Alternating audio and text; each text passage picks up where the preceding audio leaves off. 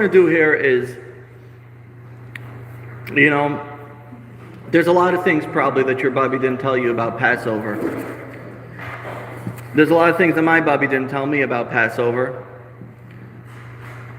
Passover, as we saw, is the most, according to the Pew study, is actually the most celebrated holiday, even more than Yom Kippur.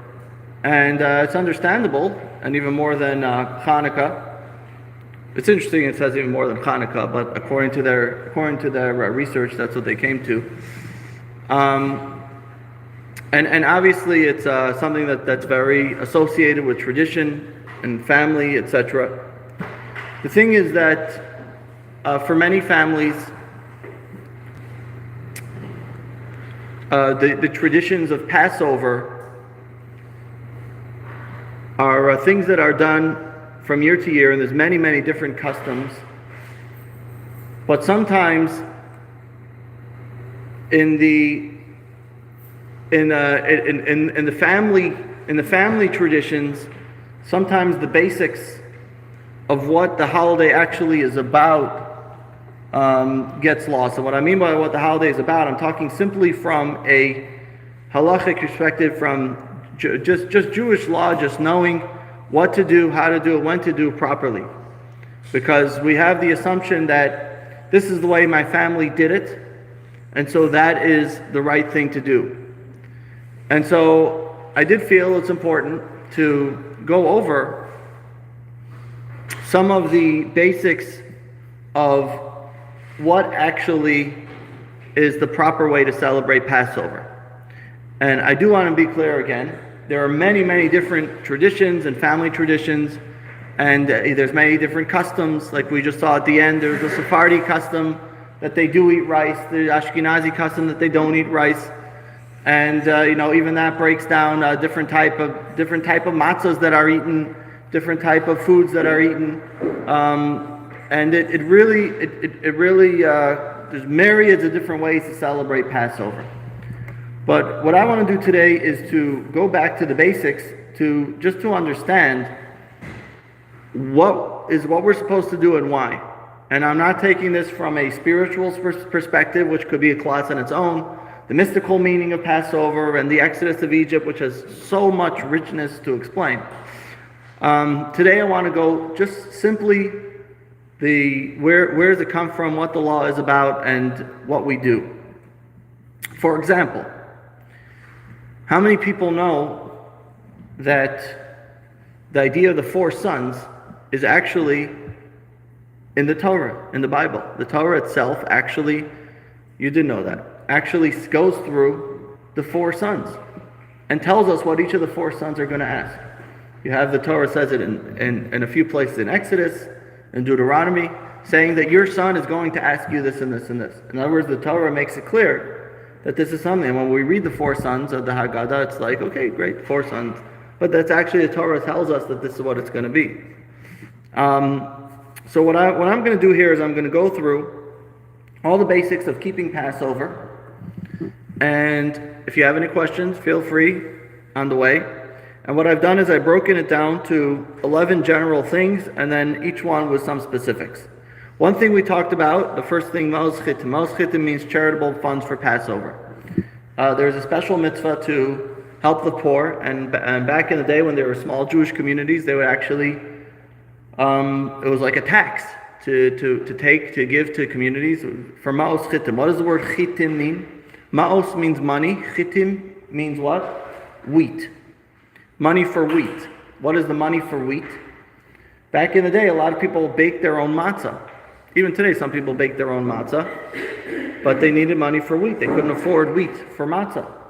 But the idea is to give them money for food. I should have put this on, but I didn't, if you want to write it down.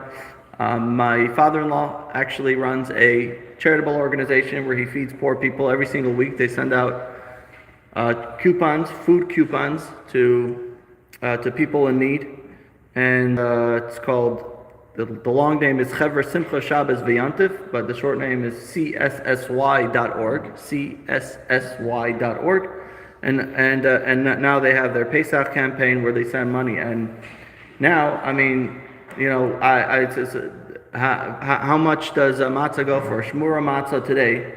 Okay, I'm selling it for 23, which is probably the cheapest you'll find.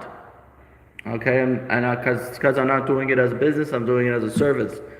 An average box of shmura matzah today is within the $30 range, going up to $60 range, which is absolutely insane.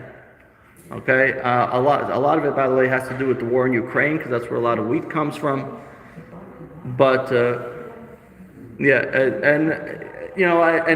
this is not the time to get into it, but that's what it is. Shmura matzah. The regular matzah also went up, the machine matzah as well. But in a moment we're going to talk about shmura matzah. But I just want to bring out the idea that things are expensive. What does a bottle of wine cost today? What is food? What is kosher meat, kosher chicken? It's very, very expensive, and a lot of people, even if they're working and have a decent job, it's to feed a family on Pesach is very difficult. That's the idea of mois chitim. Number 2, and again, something that I forgot to do was to print this out. I could probably do it. Number 2 is mechiras chametz, selling your chametz. Some people have done this in the past, and some people have not. But selling your chametz is important because the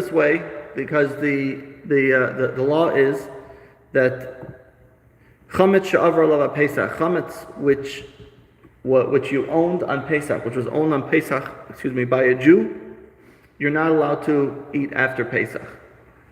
So number 1, you have to get rid of your chametz. Chametz includes anything leaven, bread, cake, anything that's made out of wheat products. That includes, by the way, things like beer. Yeah. Anything that is made out of the 5 grains, which is wheat, barley, oat, spelt, and rye. That includes a lot of different liquors. That includes babka, yes. Oh, vodka, you said. Vodka or babka? Vodka and babka. Yes, that's correct. They do make potato vodka. Yes. But even if you do buy, you could find some that say kosher for Passover. And anything, oat bars, energy bars, all these type of things.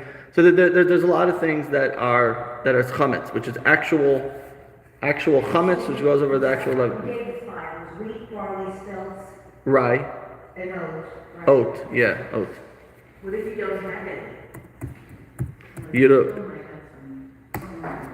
If you don't own any, you don't have anything in your house, any sort of food, then theoretically you don't have to sell your chametz. I will give a paper that will allow you to sell the chametz. Now, when you're selling the chametz to the rabbi, what you're actually doing is giving the rabbi permission to sell the chametz, and then right before Pesach it's sold to a non-Jew. I personally don't actually do this. It's a very complicating process, which is beyond the scope of this lesson. But just to know that it is a real sale according to Jewish law. Okay, it's a real authentic sale, and there's a special way of how it's done in order to make it an authentic sale. And the reason that's important because some people say it's just symbolic, right? That we're not really selling it. It's how could you sell, food that belongs to someone else? You can't really sell it. Therefore, some people will try just to get rid of their chametz. But it's actually according to Jewish law, an actual sale. And like I said, it's done in a very complex way to make that happen. Can you actually transfer the chametz to the person buying it? No, so that's why I'm saying it's done in a complex way. Basically, what you're doing is you are actually selling it and allowing him to own it, which means theoretically, whoever it is sold to, they theoretically could go into your home and sit down and have a piece of cake in your house that you own. Theoretically, are they going to do that? No, they're not going to do that. because this is actually being sold to some guy living in New York that won't even know how to get to your house. So you just basically throw it away. No, what do you mean throw it I away? mean, if you can't sell it or. Well, if you can't sell, but you could sell it. I'm going to sell it for you. That's why I'm going to give you a form that you're going to fill out. You just put your address wherever you have chametz, and I'm going to have that sold. But it is an actual sale. Yeah. We used to give it to our neighbors, just give. That's really not the best approach, and because a number of reasons. But like I said, doing it through a rabbi is an actual authentic sale. Can you sell it for a nickel? I mean, is that selling it? There are laws, there are Jewish laws in halacha of how sales transpire. It is a monetary sale. Yes. Briefly, what it is, the way that it's done, although there's many different opinions on this, but the way our custom is, what we do is we basically have him put down a down payment on it, whatever that amount is, which, like I said, it's a rabbi in New York that does it. I just give him the rights to it. He puts down a down payment, whatever it is, $100, whatever it is, and he's basically saying, I'm purchasing all the chametz. Now, obviously, he's not actually buying all of the chametz, because that could be tens of thousands of dollars, right? So he's not good. So he's putting down a down payment, and then he is guaranteeing that he's going to pay for the rest if he wants. Meaning, if he comes and says after Pesach, I want to actually own it, we say, okay, so pay for the rest of the money. But the down payment secures it that it's actually his. Okay, and then what we do is we also, in addition to that, we also add a guarantor, which is a Jew as a guarantor. Again, it doesn't mean that he has to actually have the money in his bank, but it means he's guaranteeing it, that if the guy is ready to pay for the rest, then he's guaranteeing that he's going to pay. Again, it's never happened. I can't say it's never happened in history, but definitely not in modern history that the guy that the non-Jew said, I want to actually buy everyone's chametz, so let me give the rest of the money, right? But that's the way it's basically done. And then after chametz, it's bought back. So, After Pesach. so the individual is holding on to the chametz? He's holding on to a document that says, The individual person who is now, we're going to sign a form. That means. So that means you are giving me the right. You're giving me the right to sell your chametz. I know, but the actual chametz itself that's in your house. And then you do not own that anymore. So you need to put it in a closet away. That during Pesach you do not own that. If you were to touch that on Pesach, aside for the problem of eating chametz, it's also theft. Okay. Because you're stealing from the non-Jew. So then after Pesach, then what? After Pesach, it is sold back. The non-Jew will go sell the chametz back to the rabbi. So now you own it and you can have it. Then it's yours again. It's sold back. Yeah, okay. So you sell it back at the same price, buy it back at the same price you sold it, or is there a commission charged by the person? No. It's sold back in the same amount. Like I said, he's not actually giving the full amount. He's giving a down payment. Okay. What did my family do wrong? What? What did my family do wrong? Well, the problem is, if by giving, you could give it away to a non-Jew, but if you actually gave it to him and said, take it, and I don't want to have anything to do with it. But if, okay, so if you actually gave it away, then fine. But just to say to your neighbor that I'm letting you own it, that would not be a sufficient sale. Okay, let's go on. The third thing is called bedikas chametz. Bedikas chametz means searching for the chametz, and this is done the night before Passover, which this year is Sunday night, right? Sunday night. Right, so you're going to search for the chametz. You say a blessing. Baruch atah Hashem Elokeinu melech haolam asher kishanu tzedek tzana al b'dikas chametz. You could find it online. Just search b'dikas chametz. Okay, and you search for the chametz. Now, the mitzvah is not to look for 10 pieces of bread. Okay, although that's what people do. That is not the mitzvah. The mitzvah is to search for chametz that you may not have known or you may have forgotten about in your home. Now, the reason that we put down the 10 pieces of bread is because, number one, if you don't find anything, this way you'll have something to burn the next day, which we'll get to in a second. And number two, there's some Kabbalistic reasons. The idea of the 10 represents the 10 aspects of your soul, and you're sort of searching out within yourself as well, the chametz within yourself. But even if you don't have bread, that is not the thing to go and put out bread and then to go search for those pieces of bread. It's the search for chametz that you may not have noticed in your home. So, and that includes anywhere that you could have put chametz. That includes your home, your office, your car, right? People forget about that. There's chametz in the car. Anywhere where you may have brought the chametz. That would be easy in the villages. We always forget.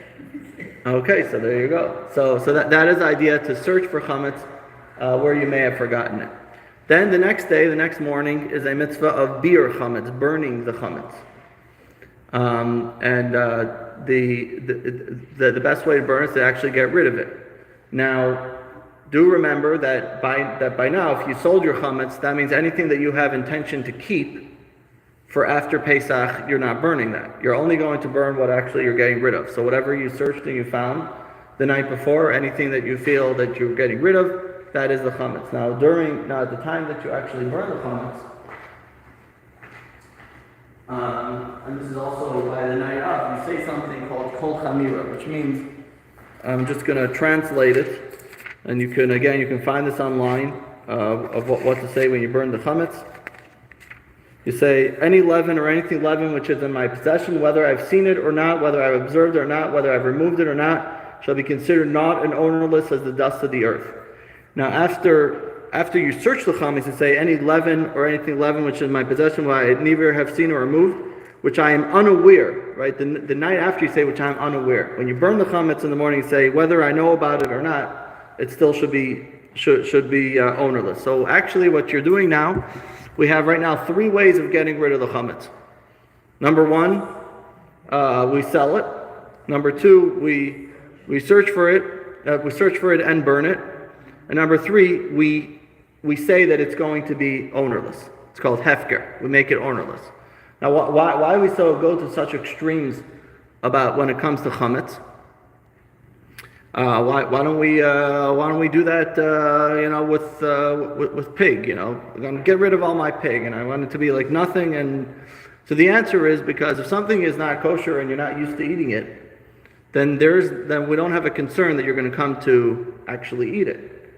But we're talking here about things that you eat a whole year. 1 week out of the year is when you're not going to take that loaf of bread or challah or whatever it is.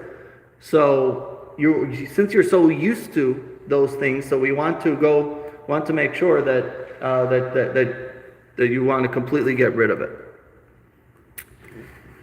Okay, next, number 5. We're going to move through this quickly. If anybody has any specific questions, feel free. Again, here you have the burning of the chametz. Like I said, you could find online, and also I had brochures. Hani said they came. I'm going to have to call her afterwards and ask her. Okay, next. Shmura matzah. Now, there's a lot to say about shmura matzah. Shmura matzah means specially guarded matzah, which means that it's guarded from the minute that the wheat is cut until it's actually made into the dough. It is guarded that it should not come in contact with water. Because once it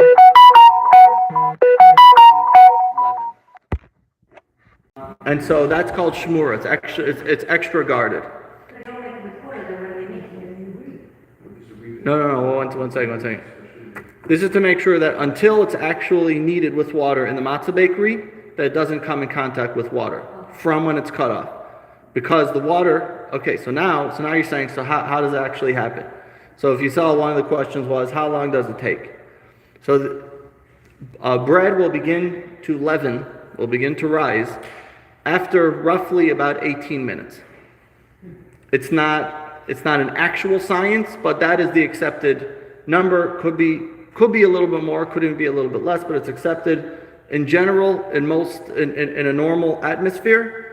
That it will take roughly about 18 minutes for dough to begin to rise, even if it doesn't have yeast. So once it begins to rise, that's when it becomes chametz. So our job is to make sure when we're making the matzah, which is of anything that we're eating on Pesach, people don't realize this, of anything we're eating on Pesach, the most dangerous, if you will, right? Because the matzah is potatoes are not going to become chametz. So the potato kugel is okay. I'm not concerned about that. The matzah is actually what could become chametz. So it's that is something that could be. So you have to be very careful. Now we're buying a ready-made matzah. But that's one of the reasons that you have. Why do you have the holes in the matzah? The holes make sure that it doesn't rise. Now shmur matzah is made by hand, so it's extra guarded. Now spiritually, there is reason also as well. Shmur matzah has within it two aspects. Number one, it's called the bread of faith, as you see here. Number two, called the bread of healing. The first, particularly, more specifically, the first night of the seder is the bread of faith, and the second night is the bread of healing. And so it's very important to try to have shmur matzah for the 2 nights of the seder, even if you don't want to even if you don't want to eat it. I understand some people don't even like shmur matzah. Some people like. Yeah, it's I understand that, but you should try and eat a kazayas, which is an olive amount, which is an average. The matzahs I'm giving you, between a third and a half of matzah is enough to eat to fulfill the mitzvah on the 2 nights of the seder. So even if you don't want, you should try and have at least some shmura matzah. Obviously, for us personally, that's the only matzah that we eat throughout Pesach. But I understand that it's not necessarily something that everybody does, and that's okay. Huh? Feel guilty about what?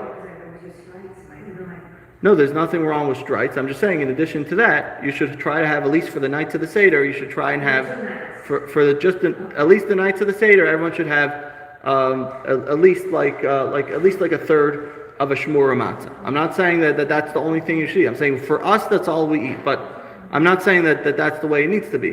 By the way, I do want to also point out, if you do buy strites or manischewitz or whatever, make sure that you look that it should say kosher for Passover. Sometimes they look very similar, and Shimshon, give one out to everyone. Sometimes they look very similar, and actually they say not kosher for Passover. Yeah, so you have to be very careful. But this brochure that I'm giving you, this booklet has the blessings for the chametz that we talked about, and the things to say. It should have some of that in there. Okay, now let's talk about Erev Pesach, the day before Pesach. By the way, one more thing that's not specific to Pesach, but it's specific to the month of Nisan, which we're entering. There's a special mitzvah for the entire month of Nisan, which is to make a blessing on trees, Birchat HaIlanot. And this blessing is recited when you see trees beginning to blossom. And it's a special blessing that's said once a year, only when you see the trees beginning to bud, only in the month of Nisan, which begins on Tuesday. Again, you'll look it up and you'll find the blessing, to search the blessing for trees, and it will come up. It's only said on fruit trees that are beginning to bud. For if anybody wants to find a fruit tree, we have a beautiful vine back here that should be just about budding at this time. Next. Okay, so Erev Pesach, the day before Pesach. So obviously there's a lot of stuff to prepare. I understand some people are coming to our Seder, and there's a lot to prepare with the Seder. There's just a few things that I want to talk about with regards to the day before Pesach. First of all, for those that are firstborn, there is a custom to fast on the day before Pesach, and you could get out of that fast by having a meal of a mitzvah.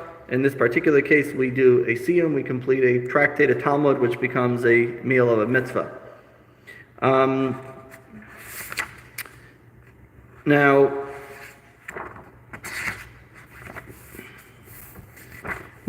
there's a few more things that's done before Pesach. Number one, obviously, you have to make sure you have your matzah and the food prepared. There's a custom to say Karban Pesach. What's the Karban Pesach? You can find this in your seder, but it is the order of the Pesach offering. Today, obviously, we don't actually bring the Pesach offering, the Pesach lamb, right?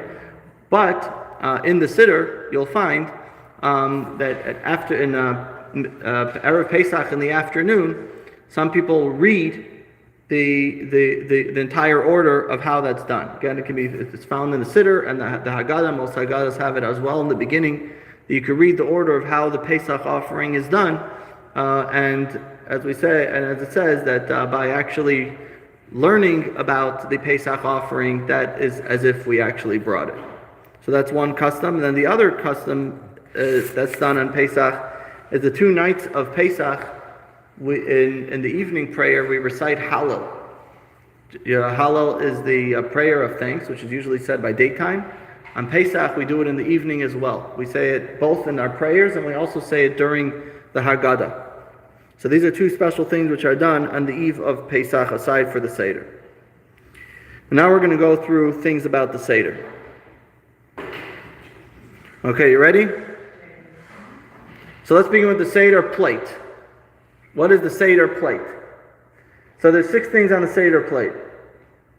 One thing is the zeroah, shank bone. The second thing is the beitzah, the egg. The maror is the bitter herbs. The charos is the paste. The chazeres is another more bitter herbs. And karpas is the vegetable. Now this is something you probably know. Now the question is, why do we have these things? So the maror is because we eat it. Right? The bitter herbs is because we eat it. Why do we have 2 marors? One that we call chazeres. Why do we have two bitter herbs? So we have 2 because we actually eat it twice at the Seder. As we're soon going to see, we eat it once on its own, and we eat it once in what we call the Hillel sandwich, what we call korech. So that's why you have 2. There are different customs, I should say, also, as far as whether everyone has a Seder plate or not. Some people have one for everyone, some people have for individuals. Here, if you come to our Seder here, we have one for every table, 1 Seder plate. But regardless, whether you have a Seder plate or not, there's still the mitzvah to eat the mar, even if you don't have your own Seder plate. So you have to make sure whoever is doing it, I don't know if anyone here is doing their own Seder. You are. So if you are, you have to make sure, even though you have a Seder plate, that whoever's at the Seder should also get their own piece, that they should be able to eat it. Meaning, the maror and the matzah and the wine are things that everybody has an obligation individually, regardless of whether they have their own Seder plate. Right? So it's not that one person is eating it, I'm going to eat, and everyone's going to sit and laugh how I'm coughing up the horseradish, right? Everyone has the obligation to eat the horseradish. Yeah, or in the lettuce. Well, we do lettuce and horseradish, which is fine. So it's basically not just a centerpiece. Right, exactly. It's not a centerpiece. It's actually meant to be used by the Seder. Right. Oh, okay. But my point is just that not everyone needs to have their own Seder plate, but everyone does have to participate in the Seder. Yeah. You really have to have a lamb shank bone, a real lamb shank bone, right?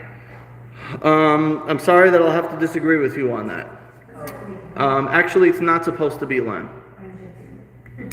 And the reason is, but you do have a good point, because lamb is for the Karban Pesach, and the shank bone is to commemorate the Pesach offering. However, we actually supposed to take something that specifically is not lamb, because we don't want you to assume that you have a piece of Pesach offering sitting on your Seder plate. And if you have lamb, you'll say, oh, that's the Pesach. No. And, I'm not going to get into, some other religions have adopted, this idea of having their own version of the Pesach Seder, and it's actually problematic. So actually, we want to have something to commemorate the Pesach lamb, but we don't actually want it to be so that you won't think that that's what it is.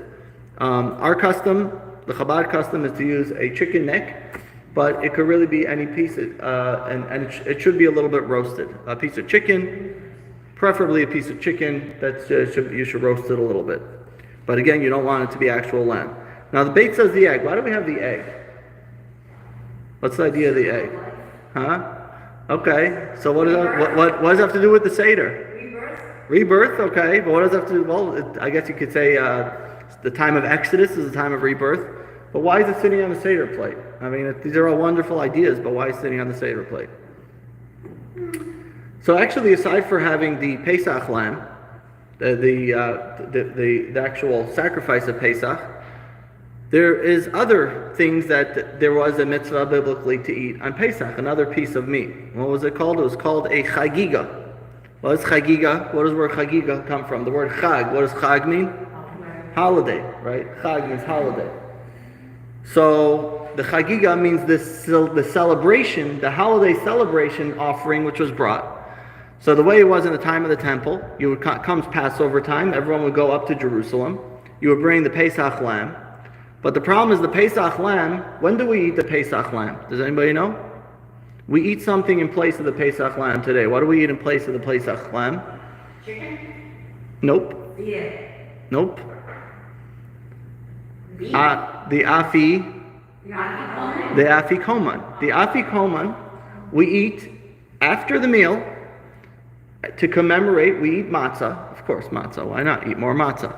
We eat matzah to commemorate the Pesach lamb. That's why we eat the afikoman. It's not just about a game of hide and seek. The afikoman is meant to commemorate the Pesach lamb, and that's why it's eaten after the meal, which we're going to go through soon, the whole order soon. But the Pesach lamb had to be eaten as a dessert. But you still need to eat a meal. You need to eat meat. So the meat was an additional offering that was brought as your meal for Passover. And to commemorate that, we take a cooked item. Now the custom has become to take an egg, but really it could be any cooked item just to commemorate that second offering. And that's what we have out on the Seder plate. Which is why, when do we eat the egg? Anybody know? No one thinks about when we eat the egg, we just see it sitting on the Seder plate. At the break. At the break, right. What's the break? The break is the meal time, right? The egg is eaten by the meal time because it commemorates the Pesach meal that was eaten. Not the lamb, not the carbon Pesach, but the Pesach meal that was eaten. And that's the idea of the egg. Now, So you eat it after the meal, is that what you're saying? no, well, you eat it at the beginning of the meal. Meaning after the matzah and the maror, right? Then you're ready to serve the meal, the whatever, your chicken or gefilte fish, whatever it is. You could do that. It's not an obligation. It's a custom. No, I understand. So, but yeah, some like in our private seder, yeah, we do that here, like we give to everyone. But I'm saying, but the time to eat it, is the beginning of the meal because it commemorates the offering that was brought and eaten as the meal for Passover. But you said that it could be any. It could be any cooked item, but because of some of the things that you mentioned, rebirth and cycle of life, whatever, there's different ideas of why it became the custom to have an egg. That's a great idea. I never knew that. Yes. That's why we have the class, right? These are the things that your grandmother didn't teach you. My grandmother didn't teach this to me either. So, then the other thing that we have on the Seder plate is the karpas, the vegetable, which we're going to get to in a moment. Then you need 3 matzahs. Why do we have 3 matzahs? Right. What's the idea of the 3 matzahs? Okay, you're onto something. So yeah. The first matzah is to pass around for the ceremony, for the blessing over the bread, blessing over the bitter herb and Okay, so you're getting to something. So let me explain now. Okay. So we have three matzahs. Now, again, there's a lot of mystical explanations what they represent. Three different types of Jews: the Kohen, the Levi, the Yisrael. Many different, mystically, there's a lot of different explanations of the three matzahs. But simply from a halachic standpoint, from understanding the order of the day, why do you need three matzahs? So, how many challahs do we have every Shabbos? Two. You make hamotzi, make it over two. Every holiday you have to have two for hamotzi. You can't have challah. In place of challah, we have matzah. So now, why do we have three? The answer is, as Sherry said before, the middle one we break. Why do we break the middle matzah? That's the afikomen. Is that the reason? Because we need an afikomen? So take a piece of matzah for an afikomen. Why do we have to break the matzah? What's the idea of breaking the matzah? Well, Again, there's a lot of mystical explanation. Because the mitzvah is that when you're by the seder, you have to be able to feel the idea of slavery, or what's referred to as poor bread, lechem on poor bread, poor man's bread, because you have to feel freedom. On the night of Passover, you have to feel slavery and you have to feel freedom. If you can't feel slavery, you can't feel freedom. So some things we do by the seder represent slavery. Some things that we do as seder represent freedom. For example, maror, the bitter herbs, represent slavery. Wine represents freedom. The matzah also represents freedom. But part of the matzah is also representing slavery, and the Haggadah has to be said over a so-called slavery matzah. So how do you do that? By you breaking it, and you're saying it over a piece of matzah. So when we break the matzah, we want the smaller one, specifically the smaller one, stays on the Seder table. Why do you have that? I didn't have a seder, this matzah, there's three sections. Okay, I'll get that in a second. Now the larger piece, we put away for the afikomen. But we're actually not breaking it for the afikomen, we're actually breaking because we want the smaller piece to sit on the table. We're also putting away the second half for the afikomen, but that's not really the main purpose of breaking it. Now, how come it's separated? There's a lot of different customs. So in general, there's a custom to have them separated because each matzah represents something else.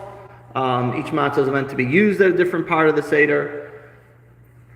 Kabbalistically, there's 6 things on top, which and then you have the 3 matzahs. The 3 represents the 3 levels of intellect. Remember, we talked about Kabbalah. You have the 3 levels of intellect, and you have the 7 emotions. So that the matzah are the 3 levels of intellect.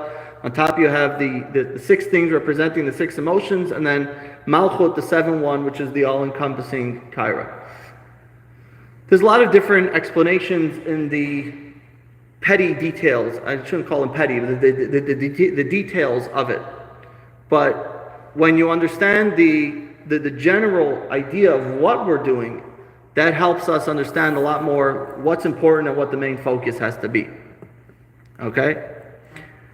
Now, when it comes to matzah, as I said, everyone is obligated to eat matzah as well. So it's not just that it has to be sitting inside, but everyone has to eat matzah. I'm going to go to that in a moment. Then the second thing is the 4 cups of wine. Again, this is an obligation to drink 4 cups of wine. Now, if you just drink 4 cups of wine and say 1, 2, 3, 4, does not fulfill the obligation. It has to be eaten in sequence, drank in sequence. If it's not drank in sequence, then you're just getting drunk for no reason. I remember a couple of years ago, I spent Pesach when I was a yeshiva student. I was in Romania. Huh? Yes, I was in Romania. I spent a few Pesach in some interesting places. In Germany, one Pesach. I was in Russia, one Pesach. So this particular year, I was in Romania, and I was in a city called Iași. Now, this city has a college that apparently a lot of Israelis go to this college to get medical degrees. So there were a bunch of Israeli students there. Now, what we made up was we had the local community, which was a mostly like a Russian, European, Eastern European Jews, and they were an older community. And then we also had the students. They weren't going to mingle; they were having two separate seders. So we said we're going to go and run the seder for the older folk, and then we're going to go and do our own seder. Me and my friend who was with me, we're going to do our personal seder. We're going to do it together with the Israeli students. So we went off and we dropped off our own personal food. We dropped it off by their apartment. We said we'll be back in a little bit. We're first going to go run the other seder. So we run the seder. A beautiful seder. It's probably about 100 people. We run a beautiful seder. Because it was mostly Russian or whatever. I did understand a little bit of Russian, so I was able to understand a little bit what was going on. But we ran a beautiful seder, and that was it. When we finished, we went to the other seder. So we figured, they'll probably come and welcome us in. They were Sephardi. They had like rice and stuff on the table, which obviously we didn't eat. When we go in there, these guys were plastered gone. Okay, I mean there was no one to talk to. I mean they probably. There's probably a lot more than wine which was being inserted into their system. Let's just say there's no conversation to be had at that point. There were about 20 of these guys, and they were just completely over the top. So me and my friend, we sort of just sat in the corner, and some of them came over, screaming and shouting in nice ways and friendly ways. But that was my seder, one of my seders to remember. So, for some people, the seder is about drinking wine, and perhaps more than just wine. I would assume. I don't think that was only wine. But to do a seder properly, the wine has to be drank in order. Now, you could drink more wine, but at least the 4 cups have to be in order. Anyway, so what is the order? Let's break this down quickly. Okay, number 1, Kaddish. Kaddish, sanctify, is the mitzvah to make Kiddush. Just like we make Kiddush every Shabbos, you have to make Kiddush now as well. Now I'm going to tell you something that maybe is a secret for our Seder, but now I'm going to let you in on the secret. And that is that there are certain things that have to be done after dark. Now, especially when the clock changes, it's really difficult because it's not getting dark here till I think somewhere around 8:30, something like that. Yeah. So, obviously most people are not going to sit and wait to start a seder till 8:30. Now, what we do in our seder here is we serve the first 2 courses before, and we do some things that are allowed to be done before dark. We do that in the beginning. But if you want to do a seder proper, and then we don't go till Kiddush until after. So in other words, you could do. There are certain things that need to be done after dark. One of them is the 4 cups of wine. So if you really want to do it properly, the first cup should be done after dark, and which means that you could do some other stuff before. But there's 2 things. At least the matzah should be done after dark. So even if you have matzah before, you should at least have the shmura matzah after dark, after 8:30. And I know for some people it's late, and I know that a lot of people have earlier seders, but that's what I would suggest, that even if your seder ended early, to at least say, go home and have a piece of matzah after it gets dark. Right? Which is one of the reasons that our seder starts a little later. Anyway. So the first thing is Kaddish. Okay, Kaddish is Kiddush. Now Kiddush is, like we do every Shabbos, we do Kiddush. But on Passover, it's also the first cup of wine. And that's why, when it comes Seder, normally we have the rabbi getting up and doing Kiddush, everyone answers Amen, and drinks their wine. On Passover, that's not enough. Because on Passover, everyone has to drink 4 cups of wine. Or grape juice, whatever, that's not the point. But everyone has to have 4 cups of wine. So therefore, everyone has to have a full cup when Kiddush is recited.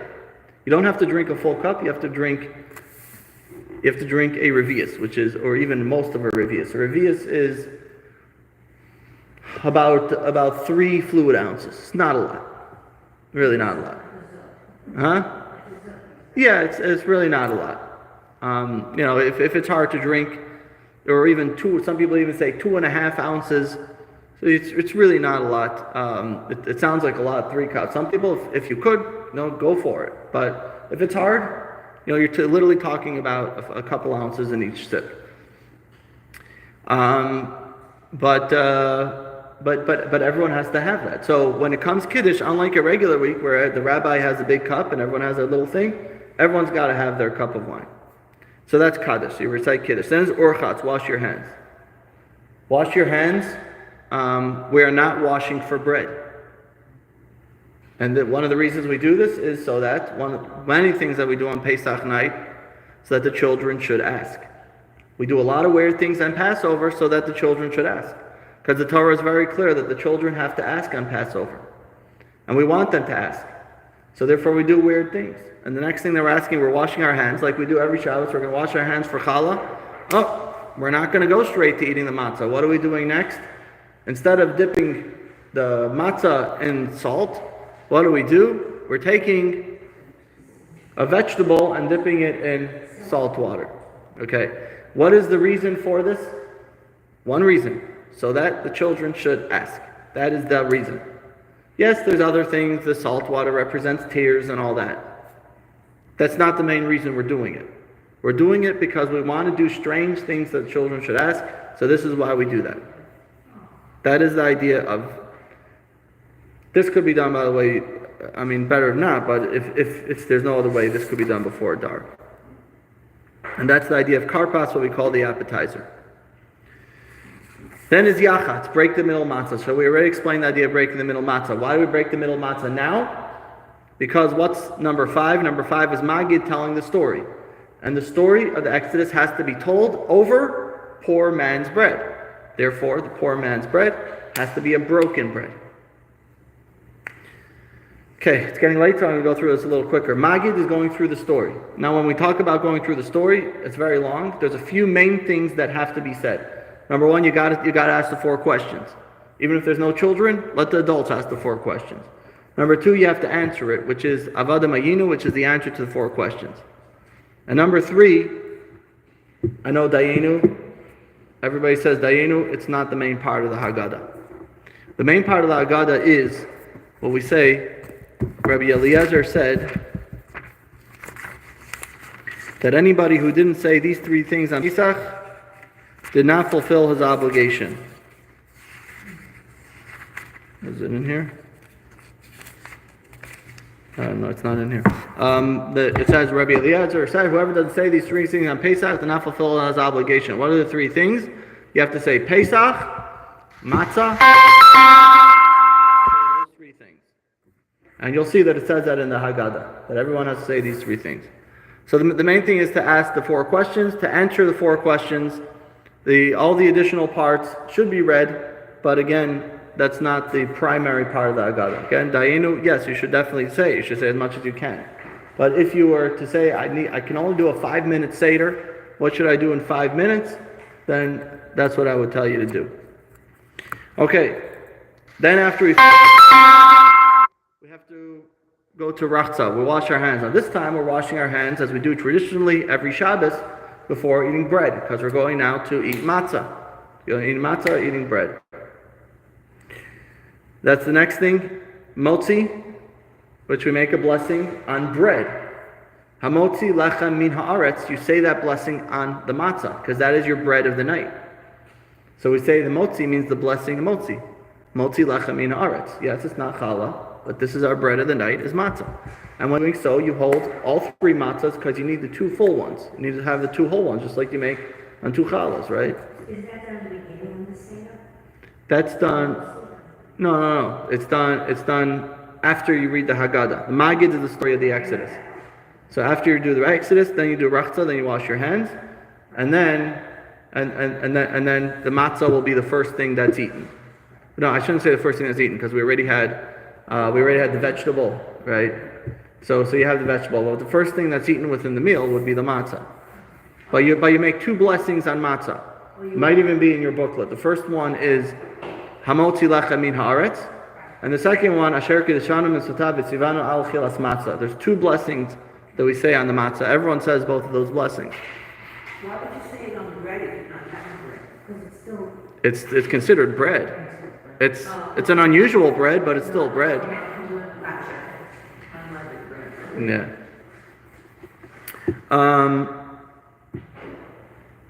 Okay, so that's why motzi matzah actually is really the same thing. One is blessing on the bread and one is blessing on the matzah. Then you eat it, and you should designate a time to eat matzah. I mean, some people like to nibble on matzah and dip it in their fish and dip it in their horseradish and all that stuff. But you should have designated designated time where you're taking 5 minutes just to eat matzah to try and get that olive amount of matzah, we call the kizayis of matzah, the ounce. It's roughly about an ounce of matzah. You should have about an ounce of matzah that you're dedicating to eat matzah to fulfill the mitzvah of eating matzah, right? On its own.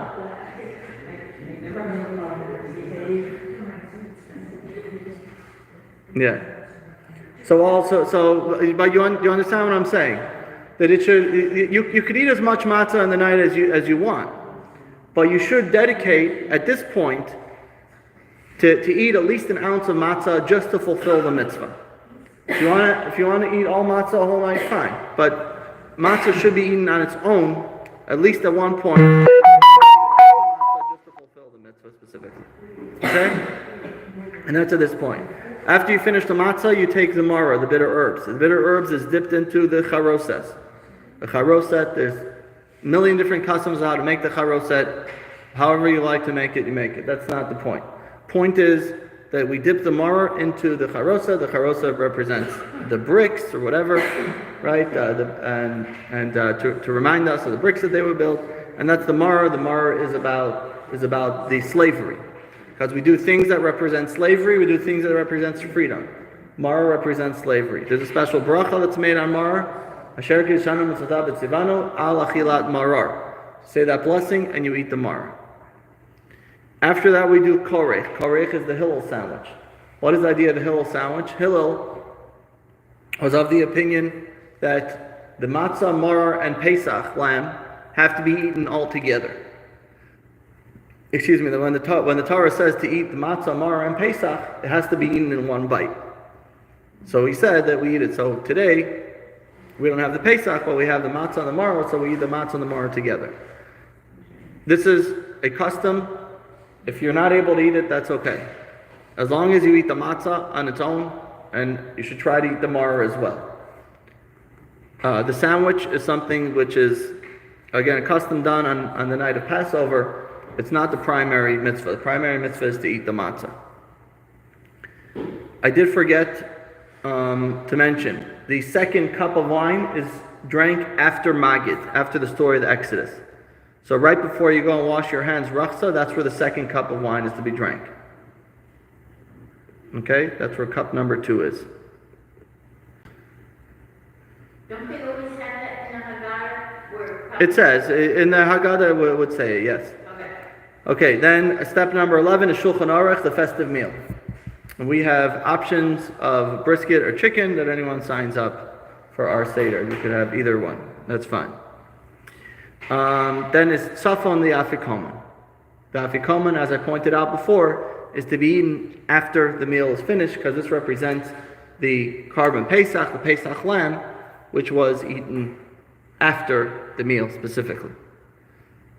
So you should try to have, again, about an ounce of matzah to remember the Karban Pesach.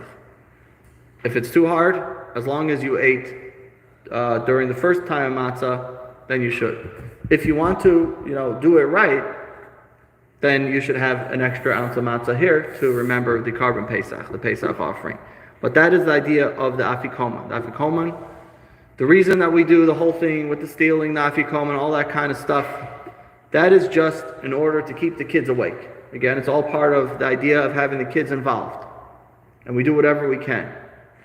But the idea of the Afikoman itself is not about that. The Afikoman is to commemorate the Pesach lamb and it's eaten after the meal.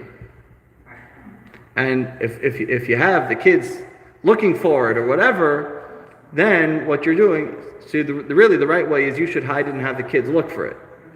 But some people have the kids steal it and the parents are looking for it. That you run into problems by doing that. Well, first of all, you may never find it. Really the proper way to do it is that the parents hide it and the children have to go look for it. And the hopes are that they'll still be around after the meal, still be around because they're still working with the Afikoma. We did this one year where my father, he had to search for the alcohol, and the kids ate it. The kids ate it, so there you go. Okay, next, Beirach is a grace after meals, and this is when you'll be having your third cup. After the grace after meals is when you open up the door for Eliyahu Hanavi, for Elijah the prophet. You also fill up Eliyahu's cup at this point. You welcome Eliyahu to the seder. Why is Eliyahu welcome to the seder? What does that have to do with the seder? Anybody know? What does Elijah have to do with the seder? Yeah, but why? What's the connection? Okay, yeah, that's one reason, because it has to do with redemption, and Pesach is a time of redemption. There's two times that we specifically welcome Eliyahu Hanavi. One is by a seder, and there's another time. Anybody know when the other time is? A bris milah, circumcision. What's the connection between those two? So we said before, there was a Pew study research that said that the most celebrated Jewish holiday is Passover, right? Yeah. So, what is the other most commemorated mitzvah? Is the mitzvah of bris milah. Okay, a very high percentage. Let me finish. A very high percentage of Jewish people who do a bris milah, circumcision. What happened was Eliyahu Hanavi. He was able to take away the Jewish people. He removed them from idolatry. The whole story in the Torah and in the prophets, how Eliyahu they were serving idols, and Elijah took them away from serving idols.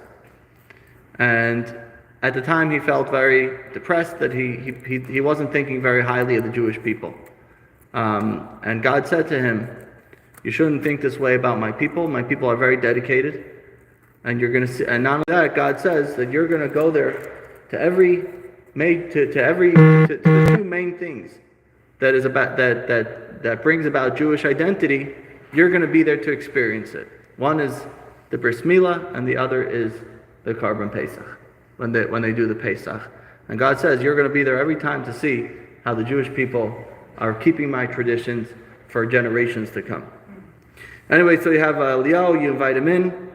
Then you have Hallel, which is verses of praise, and Nirtza, acceptance, next year in Jerusalem. So this is the gist of the Seder. I'm sorry. So the third cup of wine is drank after the grace after meals, right before you open the door for Eliyahu, and then the fourth cup is drank after you complete the Seder, after Nirtza. That's the fourth cup. Okay, so we have 4 times. The first one is by Kiddush. Second one is after Magid, after the story of the Exodus. The third one is after the grace after meals. And the fourth one is at the end of the Seder. A few more things that I just pointed out here with regards to special things on Passover. The first day of Passover, we begin to pray for dew. Until now, we're saying a prayer for rain in our Amidah prayer. And now, the first day of Passover, we switch to the summer prayer, what's called a prayer for dew. The second thing is the second night of Passover. The second night, we begin to count the Omer and begin to prepare for exactly 50 days, the holiday of Shavuos, receiving the Torah at Mount Sinai. We begin to count the Omer on the second night of Passover. Number 10 is Shvi Shel Pesach. The 7th day of Pesach is the day that we commemorate the Jewish people going through the splitting of the sea. Right? That's what's special about the 7th day of Pesach. When we read in the Torah the story of them splitting of the sea, some people have a custom that they stay up all night and they jump over buckets of water. There's all kinds of customs associated with the 7th day of Pesach, but just to know that that's also part of the holiday of water. So it's a custom that something has. It has to do with the splitting of the sea.